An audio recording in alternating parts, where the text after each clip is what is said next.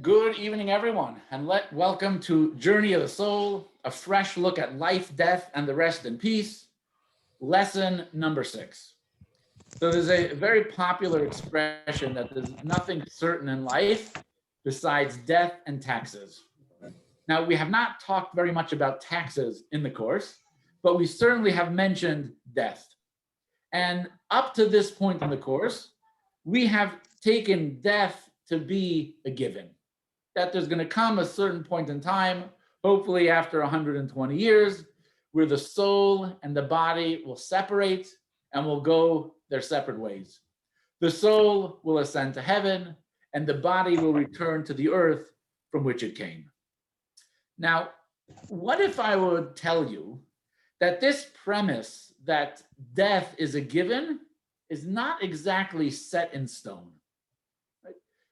Is there a possibility of eternal life, not just for the soul, but for the soul that's invested in the body? Today, this is going to be the focus of the class, and we're going to discuss that not only is it the goal that we're working towards is physical eternity, body and the soul, but the Torah actually teaches us that it's inevitable. And it is our destiny for our soul to reunite once again with our body and to live eternally. But before we can get to the element of immortality, we need to better appreciate and understand the role of mortality within Judaism. Question number 1, are there benefits to mortality? Now, most people would probably prefer to live than to die. But are there benefits to living within the confines of a mortal, finite, limited life? Now, if there are such benefits, and Judaism actually espouses and teaches and promotes the benefits of being aware of our own mortality, how does that fit in with the idea that I just said, that not only is it the goal in Judaism that we live eternally, but it's our destiny and it's inevitable? So how do we balance these two appearingly conflicting issues? So tonight we're going to talk about the gift of mortality and the Jewish promise of immortality. We're going to begin with a question which is not mandatory for you to respond, but how do you feel about aging? Any thoughts about aging, revealing your age, dealing with what aging brings? Anyone have any thoughts? I've lived through watching others age. Sorry, what did you say, Mitchell? I've lived through watching others age, my parents age to the point of dying, unfortunately. And I know I'm aging, so I'm not the person I was at 21. So I live with, in a sense, you live with anticipation, you live with fear. On the other hand, you live because that's all you have, your only choice is to live. But it's scary. What are some of the coping mechanisms that a person might do to deal with aging? I can tell you what my mom did, which was really interesting. Every year we would ask on her birthday, we would ask her how old she was, and she would say, I'm 21 plus. And she said that for many, many years. She wouldn't tell anyone her age. She didn't want to acknowledge her aging. And every year we would ask. And then one year we said, Mom, how old are you? And she said 52. Oh, really? We all almost fell on the floor. And I said, why are you telling us now? She goes, I passed the point of caring. Oh, really? That was it. She was at 52. She had come to terms with her aging and she was fine. Okay. There are many people who are frozen at the age of 29. I was going to ask Avi Fenster, but he was on the Zoom like two minutes ago, but I don't see him there at the moment. I don't know what happened. Hope he didn't drop off there. But there are various coping mechanisms that people have. For example, hiding their age. What else? What else might another person do to cope with their age? Well, I think you take care of yourself spiritually and physically. Aging is a good reminder that, our life is finite. And I think the older we get, the more we realize we shouldn't waste a single day, and that it's no longer just a trite saying that every day is a gift, and we become more and more thankful for it. And then on the glib note that I can't help, Betty Davis said it best, aging is not for sissies. Very, very true. The very wise words, Vivian. And I have to tell you that there is a $100 million anti-aging industry, Mhm. and they're catering to a very different audience, right? If more people had the attitude that you have, I don't know if it would be exactly a $100 million industry. What is this $100 million anti-aging industry catering to? What are the feelings? What are the thoughts? What are the emotions that people are going through? They're trying to avoid aging. Creams, lotions, Botox, cosmetic surgeries, right? You name it, there's someone out there who's doing it. Why? To avoid any and all signs of aging. People are trying to look younger, even though we're getting older. Why are people afraid of aging or looking old? What's the underlying issue? I think it was mentioned before. What are people concerned about? Dying. Dying. People are scared. People are afraid. They do not want to be reminded of the fact that there is an expiration date, and physical and visible signs of aging is just another reminder that they're getting closer to it. So they come up with strategies to ignore it, to avoid it. We don't have an age, right? No age. How old I am? 21, 29. Wrinkles? No wrinkles. We have creams and masks and all kinds of strategies to avoid it. And then you don't have to think about it anymore. Now, what is the Jewish perspective on aging? So we go all the way back to Abraham, who arguably can be considered to be the first Jew. The Talmud tells us that until Abraham, people did not show any physical signs of aging. Until Abraham, at the age of 80, you looked like you were 20. At the age of 100, you looked like you were 20. At the age of 120, you guessed it, you looked like you were 20. Now, what did Abraham do? He didn't like the situation. Abraham actually prayed to God that human beings should develop physical signs of old age. Now, what on earth was Abraham thinking? Imagine being able to look today the same way you did at 20, at 30. Would you sign up for that? Would you go for that? Could you even imagine a person who is praying, asking, hoping, please, can I develop physical signs of aging? Please, wrinkles. Allow me to be shrink. Allow me to bend over. Allow me to be hunched. Please, please. Is this something that you can comprehend? Is this something that you can understand? Yet Abraham did so. Because, as Vivian did mention before, there is in fact a blessing in aging. There's something that's quite valuable in recognizing our age. It was something that Abraham desired, and he wanted to pass down to his descendants. So let's see why. So we mentioned that aging reminds us of our own mortality, and that is frightening. When a person looks in the mirror, right, if they see wrinkles, crow's feet, whatever the, laugh lines, whatever the precise terminology that are used for these things, it's a reminder you're getting older. It's a reminder that the clock is ticking. So we prefer to avoid it. We want to hide it. We don't like the fact of mortality. However, everyone who went to this course learned some fabulous ideas. We learned that true life is not defined by the body. True life is defined by the soul. The body is temporary. The soul lives on eternally. Therefore, there's absolutely nothing to fear. There's nothing to avoid. And we should all embrace aging. Are you satisfied with that answer?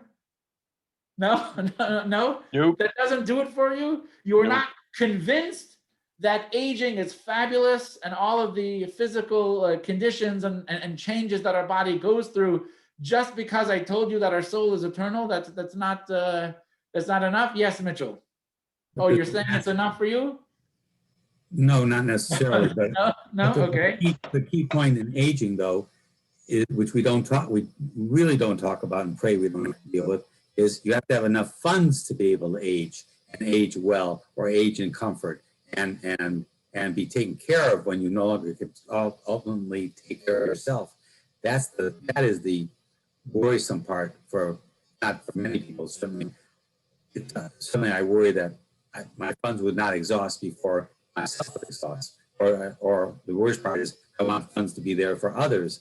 That is another part of aging. Yeah, there are many, many challenges that aging brings along with it that apply to most people besides Tom Brady, right? Other than Tom Brady, people do have to worry about various aging issues. They can be financial, right? They can be physical. There can be many different aspects of it. Now, the answer or the response that I just mentioned, recognizing that the body is temporary and the soul is eternal, is a true and valuable, beautiful idea. And it can cause a person to be more comfortable with the issues surrounding their own death. However, it doesn't fix the issue about physical manifestations of aging. You might be comfortable in your mind, right? You might be comfortable in your heart, but you might not be comfortable when you look in the mirror, right? That could be an issue, right? When you try to get up and walk without pain, that is not going to comfort you, the fact that the soul lives on eternal. Now, what was it that Abraham asked? Abraham actually invited physical signs of aging. He wanted those physical signs of aging. Why? The reason he wanted them is because physical signs of aging are a very powerful reminder to us. And every time that we look in the mirror, we're going to remember our own mortality. Remembering our own mortality is immensely positive. It's tremendously beneficial. There are tremendous blessings that we introduce into our life by actively contemplating our mortality. Let's start with putting this in secular terms. Let's go to text number 1, page 211 in the book. Phil Redlich, would you like to start us off, Phil? Yes. Thank you. Okay, text number 1, page 211. There is no exercise or reflection as potent, perhaps, as contacting one's ending.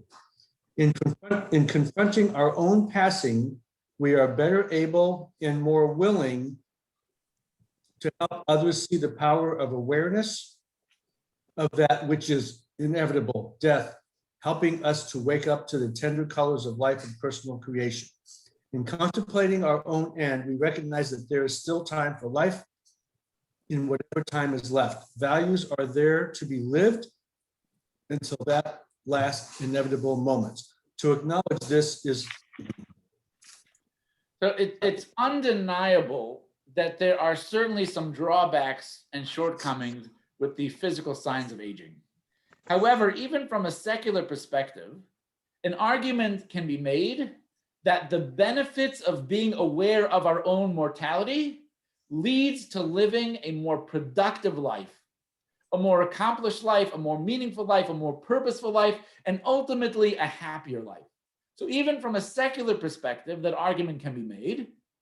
And now we're going to make that argument from a Jewish perspective, that in fact, living a life without physical aging, without a constant reminder of our own mortality, not only will it not lead to happiness, but it can lead to destruction and corruption and the very opposite of happiness. So the first blessing that Judaism teaches about contemplating our own mortality comes in the form of a Talmudic analysis on a verse in Tehillim. Let's go to text number A and B. Mitchell or Arlene, would you like to read text number 2A and B?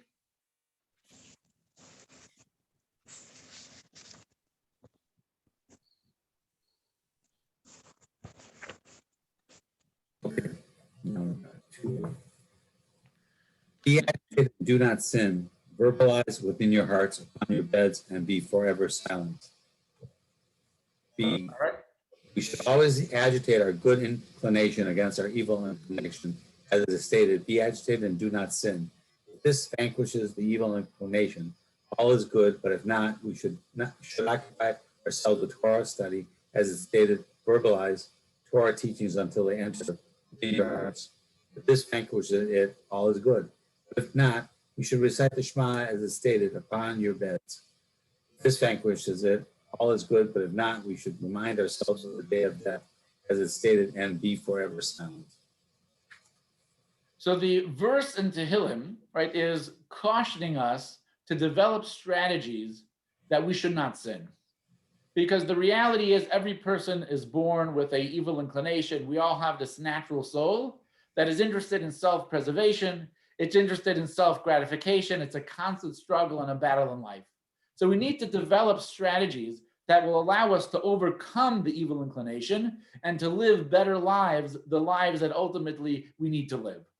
One of those strategies is contemplate your own mortality, right? The last line was, if this vanquishes it all, it's good, but if not, we should remind ourselves of the day of death, as it is stated, and be forever silent. What does this mean? How does contemplating on the day of your death, how does being fully aware of your own mortality help you and improve your life? Any thoughts? Yes? I think that when you know you have sort of a deadline, whether that be your mortality or at work, you have a due date for something when you know that you absolutely need to get some things done, you don't procrastinate, you get to it, you take the tasks on that you need to accomplish in your life, because you know there's sort of an expiration and these are things that need to be done. Absolutely. Do you know the popular expression that is used amongst people that are perhaps younger than us for this? The bucket list? No, that's a good expression, but there's a more popular one amongst some young people younger than even me. It's called YOLO. Are you familiar with YOLO? Of course. Avi Fenster, do you No. do YOLO? You know anything about YOLO? YOLO means you only live once. once. Right? YOLO means you only live once. When you recognize that you only live once, this will help you make better decisions. Now, when we say you only live once, this doesn't mean a person should party as much as you can. That's not how the young people use it, Rabbi. They don't say, oh, you only live once, now I have to make the best decisions. Oh, this, of course, is the Jewish perspective on YOLO. This is the Jewish perspective on YOLO is, if you recognize your own mortality in the sense that you only live once, you will take advantage of the life that you have to live more meaningfully, live more deeply, right? Make sure that your priorities are all set and are organized. So the idea of our mortality will allow us to live a life of YOLO, but in the sense of meaningful and purposefulness, taking advantage of the time that we have right now. So the first one is, right, it is a strategy on how to make sure that you have the correct priorities and you are living a life of YOLO. The second blessing is it causes us to really evaluate the value of time. For text number 3, Avi Fenster, could you read text number 3, unmute yourself and go for text number 3?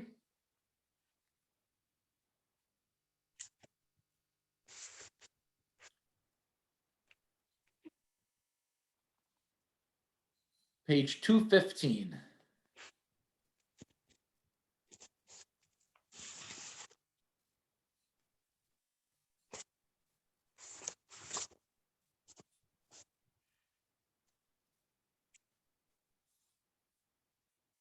Avi, are you able to do it?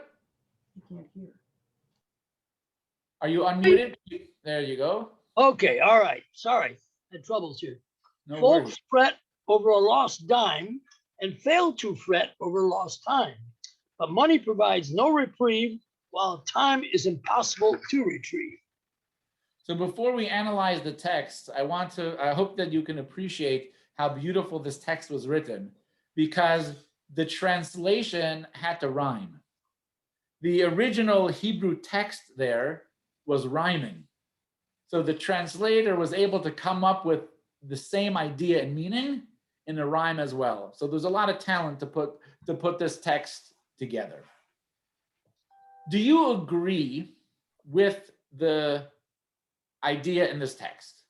Do you agree or disagree?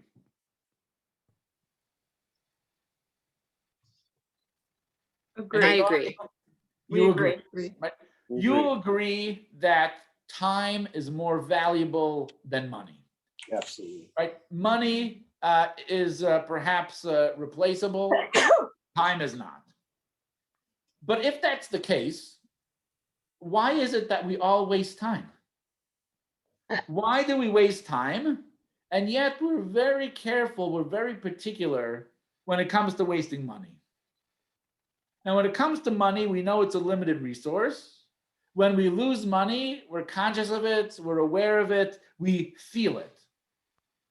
However, people tend to think that time is unlimited. And we have all the time in the world. Even though if we think about it, we know that's not the case. For whatever reason, human nature is that when it comes to money, we feel every penny. We count and collect every penny and focus on how we spend it. Yet when it comes to time, right, we believe that it's unlimited. And what's the big deal, right? If you waste a little bit of time, what's the big deal if something has to be done? Instead of doing it today, I'll do it tomorrow. If we recognize the value of money, and we're so particular and careful not to waste it, how much more so, not just tenfold, 100-fold, we should be careful about not wasting our time. So to give you an example of what it means to recognize something is precious and not wasting it. So the Lubavitcher Rebbe's father was arrested by the communists, and he was exiled to Kazakhstan. And he was essentially imprisoned there. He was an incredible Torah scholar. His mind was just constantly rushing with new ideas, and he needed to write. But when you are exiled and in the communist prisons, they're not exactly giving you an unlimited supply of paper. The only thing that the Rebbe's father had to write with or to write on were the books that he had with him. So he had just a few volumes that he had with him. So the Rebbe's father wrote on all the margins. The margins of all the books that he had are covered with his insights, his thoughts, and his ideas. Now I ask you, what size font do you think that the Rebbe's father wrote in the margins of the books that he had? The smallest possible. Because the Rebbe's father knew the bigger the letters, the bigger the words, the bigger the font, the less paper he had, the less he's going to be able to write. So therefore, he had to maximize every millimeter of the margins surrounding the text for him to write on. When you really recognize that you have a limited resource, you can't waste it. And you're going to maximize every millimeter of it. The same thing when it comes to time. Most of our lives, the way we live a typical day, right? It's with the sense that we have all the time in the world. So we end up neglecting many of the most important things. But if we have a real concrete sense and a real feeling for the limited amount that we have, just as the Rebbe's fathers did, you make sure to write those words small. you make sure to take advantage of every single moment of every time. But it's not just that we neglect doing the important things when we don't properly value time, but we actually end up engaging in things that are probably not so productive and might even be quite damaging to our physical health, how much more so when it comes to our spiritual health. Let's go to text number 4. Barbara, would you like to read text number 4? Okay. The Excellent. benefit of the angel of death. If not for our fear of the angel of death, what wrongs we would commit against our Father in heaven. Let us learn from the first 10 generations of humanity. God showered them with abundant paradise, life goodness, including centuries lifespans. Yet they were on the brink of destroying the world. So the Torah tells us that the first many generations of mankind lived incredibly long lives, hundreds and hundreds of years. There was very little awareness of mortality, very little awareness. It wasn't part of life. They were living for what seemed to be forever. What was the result? The result was they destroyed the world to the extent that God felt he has to wipe out mankind with a flood and start again. And when God rebuilt the world, repopulated the world after the flood, what did he say? He said the limit on mankind is 120, right? Without a sense of mortality, without a sense of the finiteness and the preciousness of life, it's disastrous. We simply are not going to be productive. And when we're not productive, we're going to be destructive. Even with our limited 120 years, right, we still have that challenge of maximizing every second and every moment. So let's try to sum up some of the ideas that we've talked about so far. So some of the benefits of contemplating our own mortality: it helps us prioritize and retain focus. It helps us avoid foolish mistakes. We're able to seize and embrace every moment. We're able to live life more fully. And life is more meaningful, not just functional. Now, have you ever been in a situation in your life where you recognized, if not your own mortality in terms of your entire life, but you recognized the preciousness of that period of time? You understood the significance of that period of time. Now, it doesn't have to relate to necessarily mortality, but did you ever do something that you knew that you only had one shot to get it right? You were only going to have one opportunity to get that right. Job interview, right? Or it could be a weekend with family, right? You know that there's just like a limited time, a limited window that you have for a particular accomplishment. So there's, without a doubt, there's an emphasis, there's a focus, there's a value that you play on it. We don't waste it, we seize it and grab it. What are the consequences of avoiding our mortality? Our focus is on selfish desires and aspirations. Our time becomes dispensable. It leads to procrastination.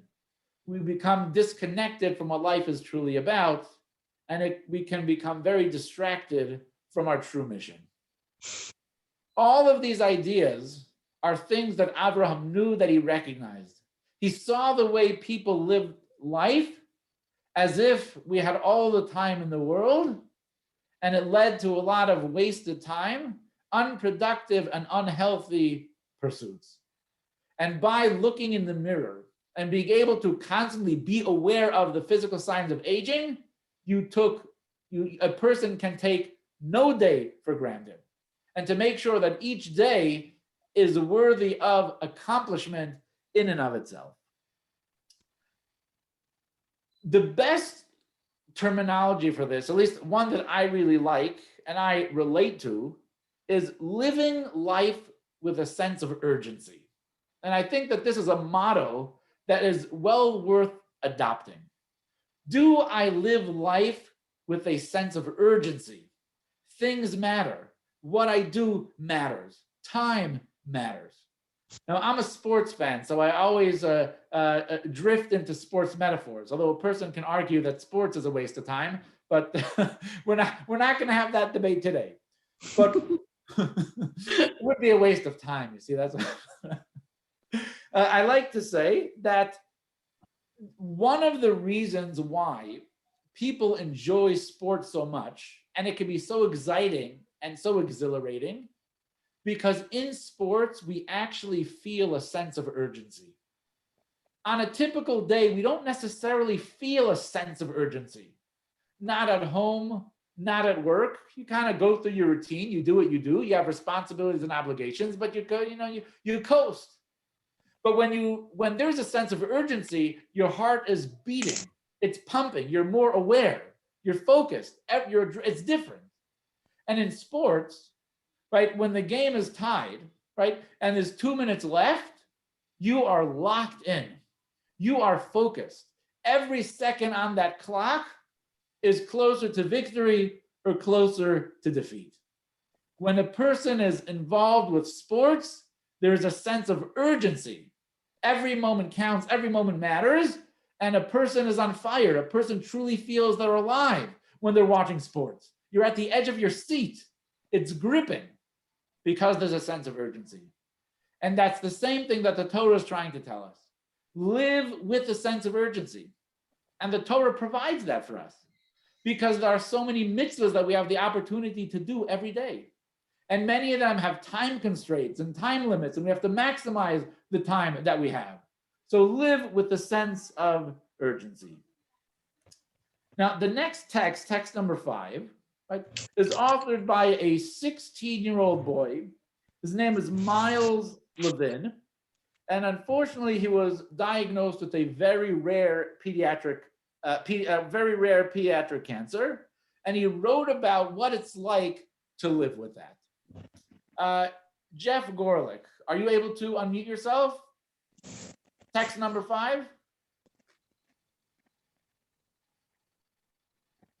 Page 217. I went to the driving range the other day and I was thinking how you start out with a big bucket of golf balls and you just start hitting away carelessly. You have dozens of them. Each individual ball means nothing to you. Just hit, hit, hit. One ball is gone, is practically inconsequential when subtracted from your bottomless bucket.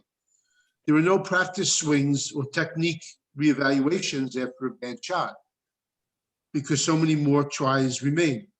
Yet eventually you have to reach down towards the bottom of the bucket to scavenge for another shot, and you realize that tries are running out. Now, with just a handful left, each swing becomes more meaningful. The right technique becomes more crucial. So between each shot, you take a couple practice swings and a few deep breaths. There is a very strong need to end on a good note, even if every preceding shot was horrible. Getting it right at the end means a lot. You know, as you tee up your last ball, this is my final shot. I want to crush this with perfection. I must make this count. Limited quantities or limited time brings a new precious value and significance to anything you do. Live every day shooting as if it's your last shot. I know I have to. I found out today 5-year survival rates are just 30%. So, and even if you don't play golf, I think you could relate to this metaphor that Miles was trying to convey. That as time becomes more limited, when you realize that the finite nature of the resource that you're dealing with, every single one becomes that much more precious and that much more valuable. And if that applies to something as meaningless and insignificant as golf, like how much more so does that apply to life itself, the most valuable resource that we have? Right? Miles Levin says limited quantities or limited time brings a new precious value and significance to anything you do. Live every day shooting as if it's your last shot. I know I have to. Would it be nice to be 80 and have the smooth skin of a 20-year-old? To have the posture, to have the strength, to have the energy of a 20-year-old, it probably would be awesome. I know I'm 39 and I wouldn't mind having the energy and the strength of a 20-year-old. However, what does life teach us? What did Abraham know? That a feeling and a sense of unlimited time, it ultimately brings about a lot of wasted time and ultimately destruction, and that led to the first flood. It's a tremendous blessing to be aware of our own mortality, to recognize it and appreciate it. There's a great text. I wish I would have had the time to put it in a slide. You may have heard it before. It comes from Steve Jobs. He says, for the past 33 years, I've looked in the mirror every morning and asked myself, if today were the last day of my life, would I want to do what I'm about to do today? Now, that's a fabulous question, but I don't want it to be misunderstood. He was not saying that if today is the last day of my life, do I really want to go to work? Probably not. If you actually knew that that day was going to be the last day of your life, you probably would not go into the office. But we know that for 33 years, Steve Jobs did go to the office. So what is at least my interpretation of what he was trying to say?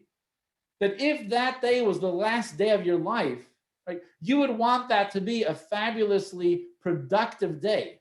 That whatever you're going to do at the office, whatever time that you're going to spend with your family, whatever chores and responsibilities you had, even if it's cleaning out the garage, if you knew that's going to be the last day in your life, and this activity is going to be the last activity in your life, wouldn't you want it to do it the best that you possibly can?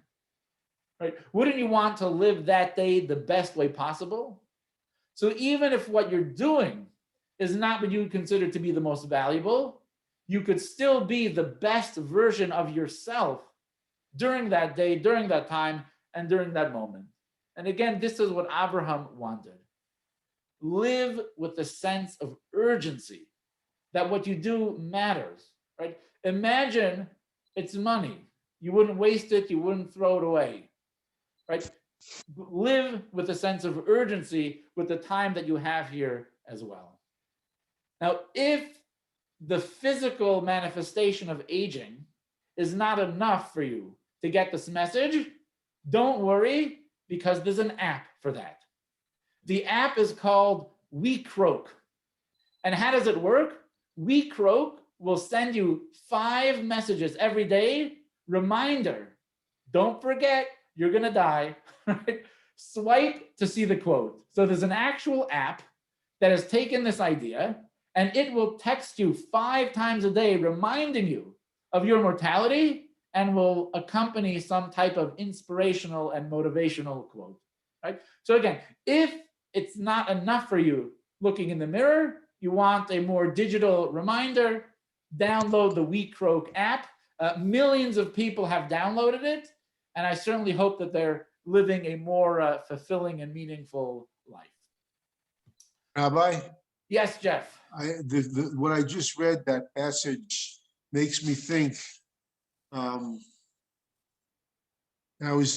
actually thought this the other day, so it's interesting.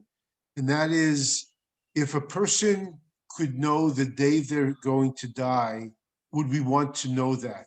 Now, I don't mean like today. I mean, if we knew we were going to die in 6 months, a year, whatever. Now, on one hand, what we just read, we would say we would want to know that because we could then structure our life a little bit more effectively. On the other hand, I think for most people, knowing the day that they were going to die could be very overwhelming for them emotionally, to the point that it would just break them. So I think there's a tension that goes in here. I believe we should live each day like it's the last day of our life in some ways. However, I don't think we should necessarily think about it as being the last day of our life. Well, perhaps a way of rephrasing your very good point is that people should live their life recognizing that today is going to die. Not that you're going to die, but today is going to die. And is today not the most valuable and precious thing on earth? Because I can guarantee you in 120 years, right? You're going to wish you could have today back, right? If you could go and experience that day, you certainly would. So we don't necessarily have to live with the thought of we're going to die today. That could be stressful, that could be depressing, that could be debilitating. But if we recognize that today is going to die, and we want to make sure that we truly lived on this day, that perhaps could motivate us and put us in the right frame of mind. So far in the class, we talked about the benefits that there are from contemplating and being aware of our own mortality. It makes logical sense from a secular perspective. And of course, from a Torah perspective, from a Jewish perspective, right, 100 times fold, do we recognize the value and the benefits of mortality, to the extent that Abraham prayed that we develop physical signs of aging. Yet, as I mentioned at the beginning of the class, Judaism believes that our future holds the promise of immortality. This is not something that is just, for science fiction. This is something very real, right? From a Torah perspective, immortality is not just the goal, it is inevitable, and it's our destiny. As beneficial as mortality is, again, we just explained how beneficial knowing our own mortality is, yet the Torah tells us that death, mortality, is only a temporary condition. Why do we say that the only two things in life that are certain are death and taxes? Because when it comes to death, that's the only reality we know. Now, I'm sure you've seen commercials that say, 4 out of 5 dentists, recommend this toothpaste, right? We don't have an experience of 4 out of 5 people die. The experience of life, everything that we know, is it's not a 4 out of 5, it's not a 9 out of 10. 10 out of 10 are going to go. Right? This is our past experience of life. Not only is it our past experience of life, we view death as part of life, right? It's part of the cycle of life. This is the natural condition of humanity, is that people are born, we live, hopefully a full and complete life, and then we pass away. It's the cycle of life. Yet if you look at the Torah, that's not true. This is absolutely not true at all. Let's go to text number 9a. Andrew, would you like to read text number 9a? We're skipping a few texts over here. All the texts are worthwhile reading, so feel free after the class to go back at some of them. But due to the limited time and the direction that I have for the class, we're going to skip a few. Text number 9a is on page 224. God commanded man, saying, "Of every tree of the garden you may freely eat, but do not eat from the tree of knowledge of good and evil. For on that day that you eat from it, you will certainly die." So this is a text from the beginning of the Torah, which describes the immediate aftermath of God creating the earth and creating Adam and Eve. Andrew, based on that text that you just read, is death part of the cycle of life? Is death natural to the human condition?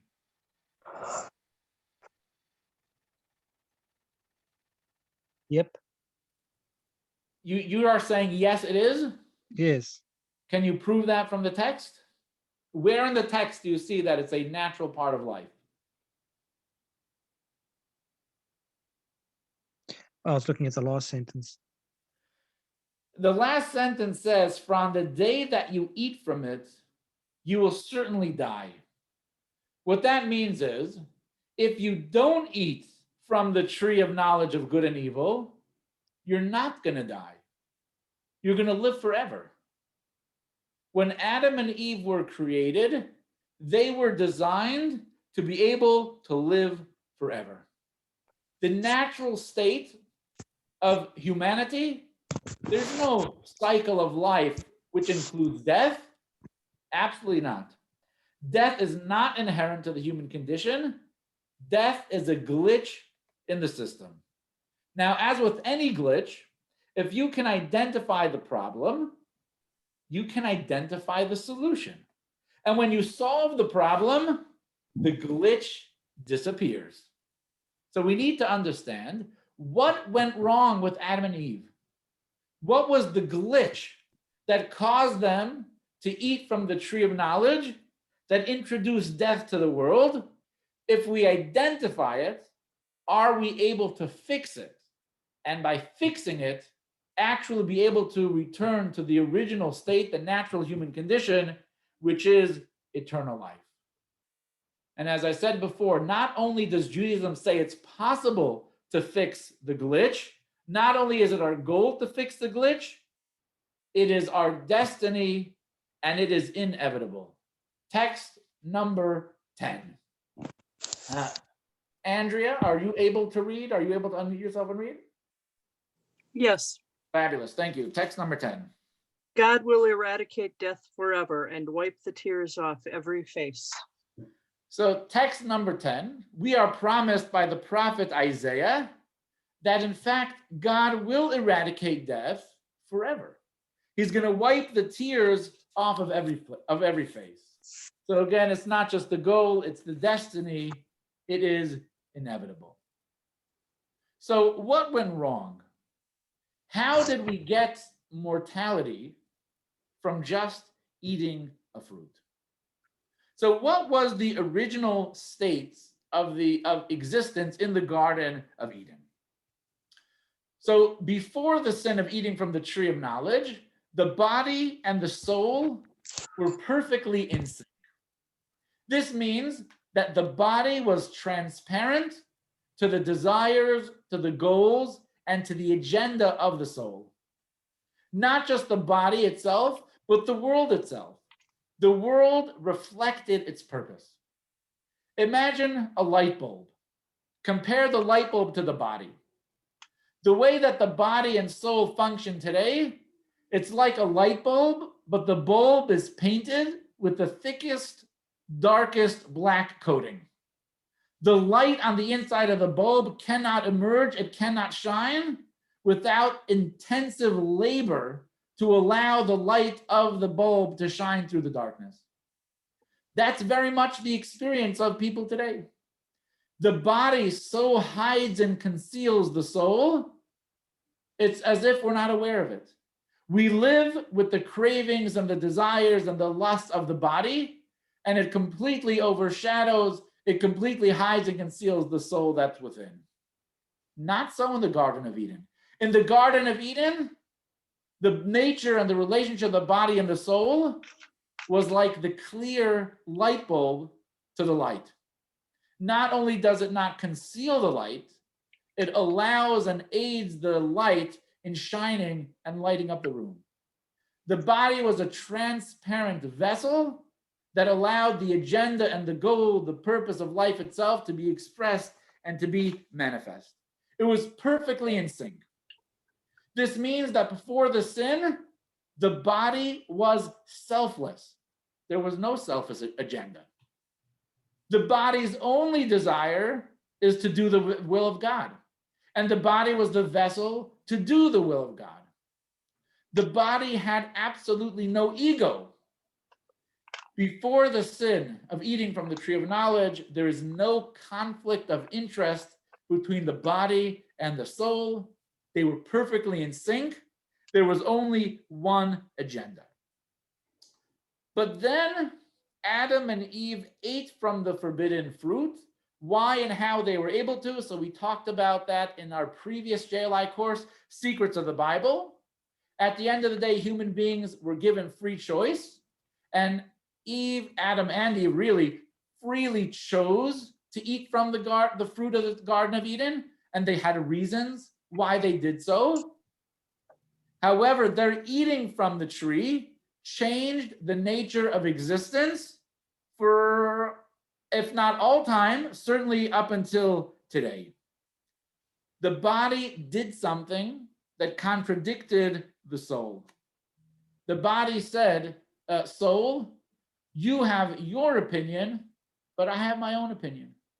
You have an agenda, but I also have my own agenda.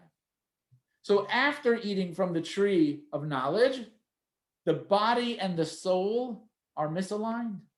They are no longer transparent. The body is no longer helping and aiding the soul. The body has its own approach to life. The body now is conscious of a self or an ego that's separate from the soul. The body is the source of selfish desires. The body can potentially go against God's will. So a breach developed between the body and the soul, between the physical and between the spiritual. This breach is the origin of death. Because what did we mention before? The soul is life itself, right? The soul is eternal. When the body is perfectly aligned with the values of the soul, when the body and the soul are aligned, when they're in sync, the body is actually the perfect channel for eternal life. We look at the body today, the body falls apart, the body breaks down, the body doesn't seem to be built for eternal life. However, the body before the sin of eating from the tree of knowledge, when it was perfectly aligned and in sync with the values of the soul, its physical nature was demonstrated its capability for eternality. The body itself was a channel for eternal life. However, as a result of the sin of eating from the tree of knowledge, there was a breach between the body and the soul. The alignment was messed up, and eternal life is no longer possible. This is what we call death. Text number 11. Marshall, would you like to read text number 11? Sure. This is from the Rebbe. The condition of death that was introduced to the world through the sin of the tree of knowledge was a natural consequence of the very sin itself. To explain, life is associated exclusively with holiness. Unholiness, on the other hand, is death.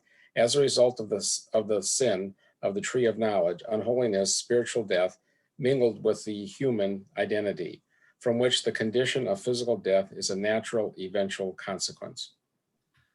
So what is death? It is the separation of the mortal body from the immortal soul. Now, understanding this helps us explain how eternal life is possible once again.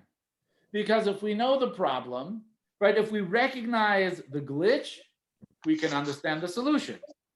So if death is the breach between the body and the soul, what is the antidote for death? Any thoughts here? What's the antidote to death? It's very simple. We need to heal the breach. We need to get our body to be in sync with our soul once again. What is spiritual death?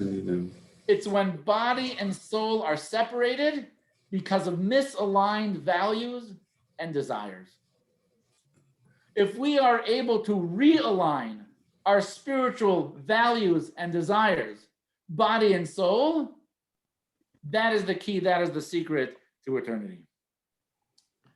When a person focuses on the needs of the body, a thing's physical or superficial dimension, and you neglect the needs of the soul, which is its true purpose, then you know what happens? The body actually does die. But the more that a person focuses to rectify that misalignment and to make sure the body and the soul are in sync, that's where eternal life comes into play.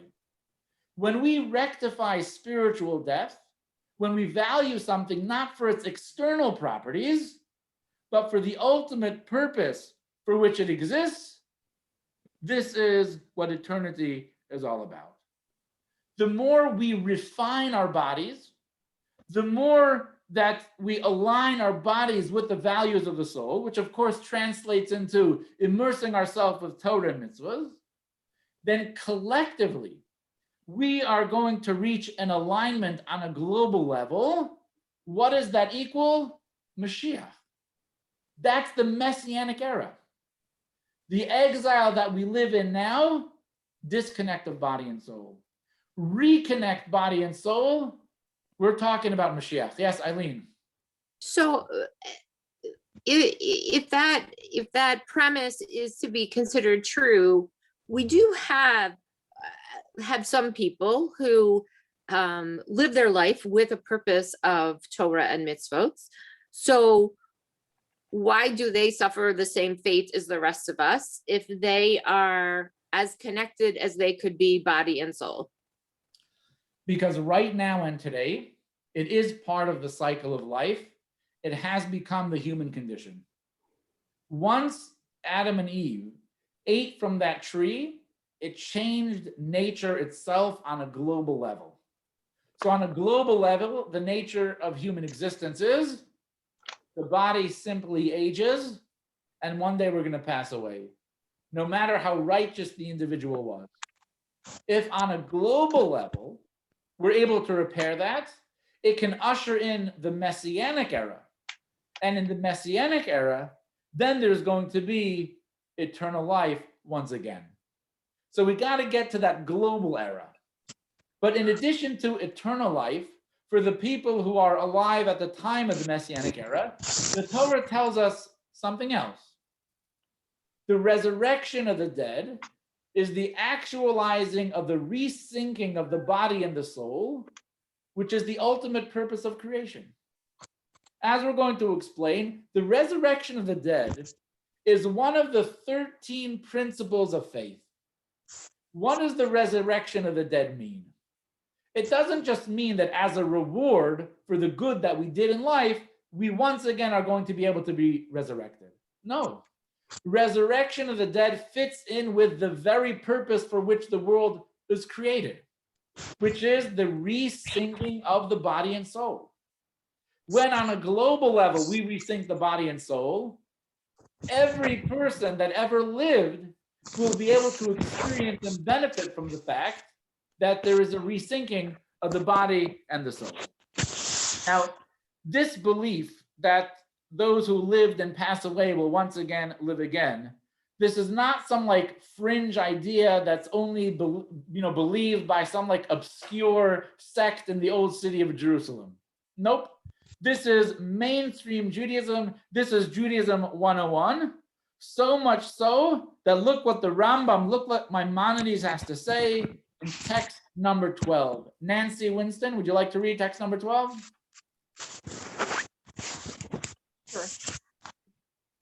The resurrection of the dead is the foundation of the Torah of Moses.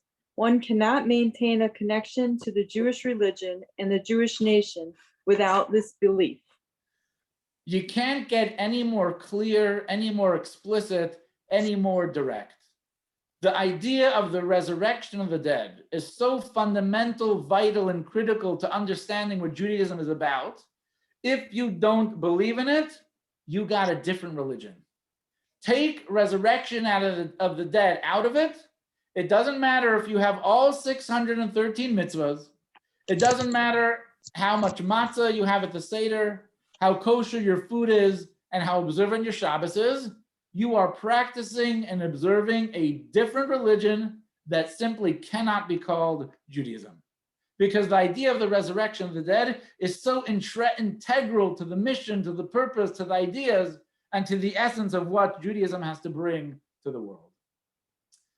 Now, there was once this tailor who was really, really looking forward to the era of the resurrection of the dead. And he told one of his friends that in the era of the resurrection of the dead, millions of people are going to return to life. They are going to need clothes, and I am going to make so much money, it's going to be unbelievable. So his friend says to him, you do realize that in the resurrection of the dead, there's going to be a lot of tailors that are also going to be resurrected. You're going to have a lot of competition. So he says to his friend, yeah, but only I know the latest fashion trends. Anyone, I tried, telling jokes on Zoom is a disaster, but I decided to do it. From the screen that I have, there was not only was there not one laugh, but there was not one person who even cracked a smile. So that, unless there's a delayed reaction, that was the extent of my joke. Nevertheless, I'm still happy. I told it, I think it's a great joke, but I might have to save it for use in live in-person audiences. The bottom line is resurrection of the dead is critical, it's vital, it's one of the 13 principles of Jewish faith. Healing the divide between the body and the soul will extend life not only to those who are alive currently, but to everyone that has lived previously. Because the body and soul will be in perfect harmony, life will flow through the body for eternity. So basically, the human body and the soul will be back to this life. Absolutely. Like Yossi Pearl, may you live to 120 and beyond. But Yossi Pearl, as we know it, you right there, the Torah says, your eternal life is inevitable. We believe every day that Mashiach can come. If Mashiach comes today, God willing it should, while you are physically alive, Yossi Pearl is going to live forever. What forever means, that's a whole nother topic, but you're going to live forever. If after 120 years Mashiach has not yet come, when Mashiach does come, Yossi Pearl is going to be alive once again and will participate in the Bike for Friendship ride, right? Now, who knows how many miles it's going to be in the Messianic era. But that's what's going to happen. This is what the Torah is telling us, and this is what's Judaism 101. This is the fundamentals. This is the basics. Now, we mentioned the first half of the class, the whole focus was on mortality, the value of mortality. We age because mortality is so valuable, and it helps us focus and live a more valuable life. How does that fit with the idea of immortality? There are two separate ideas. One is today, right now, at the moment, we live in an era of death. So therefore, contemplating on our own mortality is tremendously valuable and useful, and we need to do it, right, on a daily basis. Yet at the same time, we have to realize and recognize death is not our ultimate destiny. There will come a time where death will be swallowed up and God will wipe away our tears.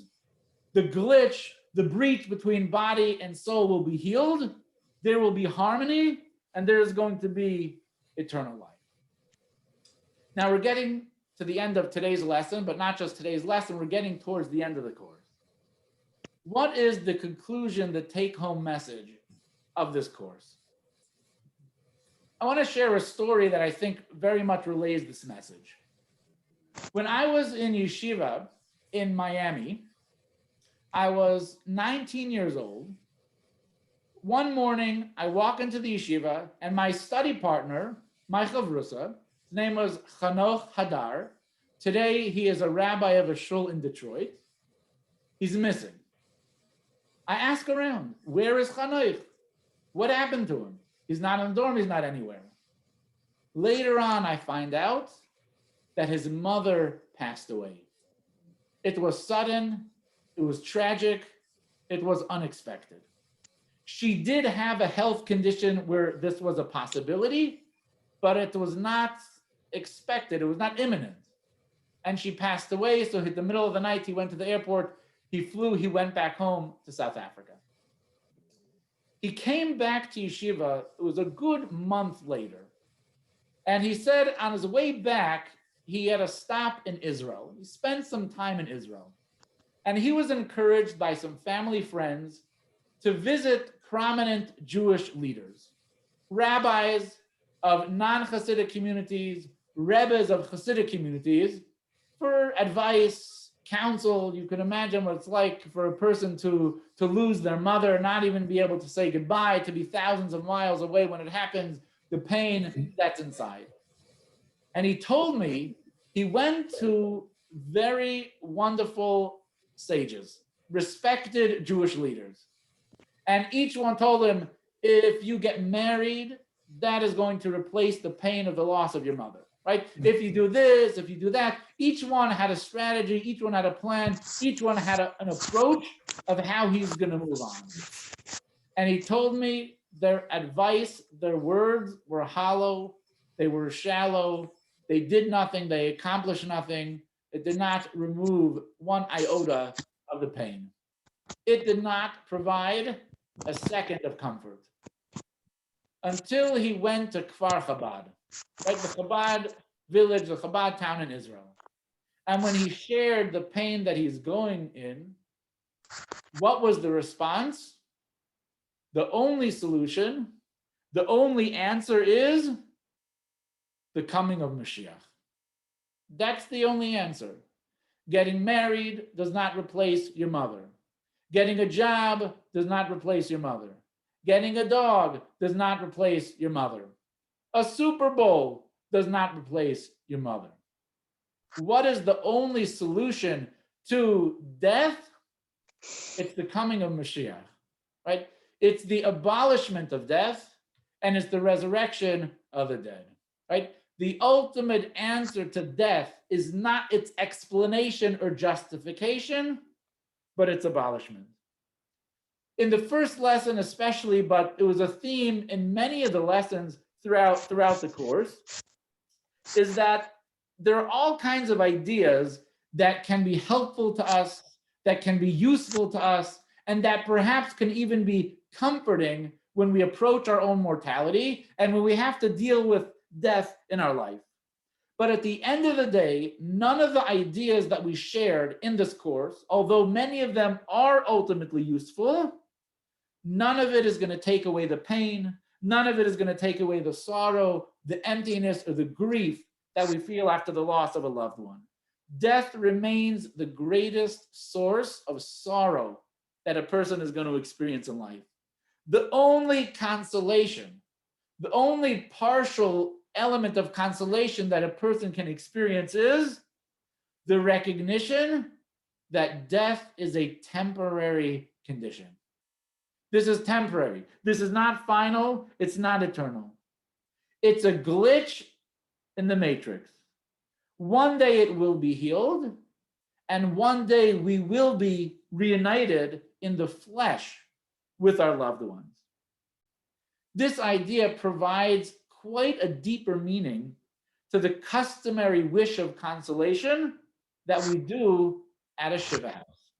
Text number 13, as explained by the Rebbe. Brad or Marilyn, would you like to read text number 13? Sure. Marilyn would be glad to read it. All right, page 228. A kernel of consolation is captured in the traditional hallowed statement of consolation that has been used to comfort mourners by tens of generations of our nation's communities that follow the Torah tradition. May the omnipresent console you among the other mourners of Zion and Jerusalem. At first glance, the association of these two concepts, Jerusalem's destruction and a personal loss, is perplexing. The reality, however, is that we have perfect confidence that God will rebuild the ruins of Zion and Jerusalem. He will gather the dispersed remnants of Israel from the ends of the earth through our righteous Mashiach, and he will bring them in gladness to witness the joy of Zion and Jerusalem. We are equally confident that the same is true with regard to our personal bereavement. God will fulfill his promise that those that dwell in the dust shall awake and joyfully sing. Great indeed will be the happiness and rejoicing then, when all will meet together after the resurrection of the dead. So when a person is in mourning, we don't tell them, don't worry, time will heal all wounds. You could remarry, you could have more children, adopt another respected adult as your stepfather. We don't say that. We don't say, don't worry, get a new tablet, get a new phone, go skiing in Utah, right? We don't say any of this stuff. What do we say? We say, may God comfort you like all the mourners of Zion and Jerusalem. What is the only comfort for the mourners of Zion and Jerusalem? That we know that we will return to Jerusalem. We know that the temple will be rebuilt. We know that Mashiach is going to come. That is the only way we are going to be comforted. With the faith and the trust that just as God will rebuild the temple, just as we will return to Jerusalem, just as there will be a messianic era, there will be a resurrection of the dead, and we will once again be in the presence and in the arms of our loved ones as well. So my wish, of course, for all of us is that the words of the prophet of Isaiah, right, should come true and should be manifest, that God will eradicate death forever and wipe the tears off of every face. The key points. Lesson 6. Life is short-ish. 1. Our exploration of death and the afterlife through the Torah's lens reduces our fear and unease, allowing us to consider our mortality without panic. 2. Some believe that because we eventually die, nothing is overly important. But Judaism insists that because we die, each moment of life is of supreme importance and should be devoted to matters of eternal relevance. Considering our mortality motivates us to focus on what really matters. 3. Our natural illusion of immortality spurs us to consider time as dispensable. We care more about wasted money than wasted time. Reflecting on life's finitude replaces this illusion with an urgency to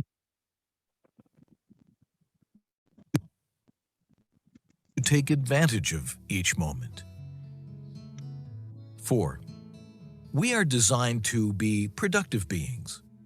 Retirement is not a Jewish concept. As our brute powers wane, we should transition to mentoring, sharing our wisdom and experience, etc. 5. Before the sin of the tree of knowledge, the body was the soul's extension, and their desires were synced. Sin destroyed that dynamic, causing spiritual death, the misalignment of body and soul.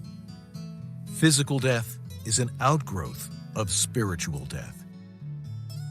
6. We rectify spiritual death by realigning everything with its purpose, ignoring the superficial layers of a thing, its body, and instead focusing on its inner truth and purpose, soul. Upon completing this rectification, physical death will no longer be part of the human condition. So in just a moment, we'll stop the recording and we'll have an opportunity for questions and answers and to reflect upon the course. But first, I want to show you the promo for the next course, right? So the next course is going to begin on Wednesday, April 28th. So I'm going to have to move back to the classes being on Wednesday, April 28th at 7:30 p.m. And this is the promo for the upcoming JLI course.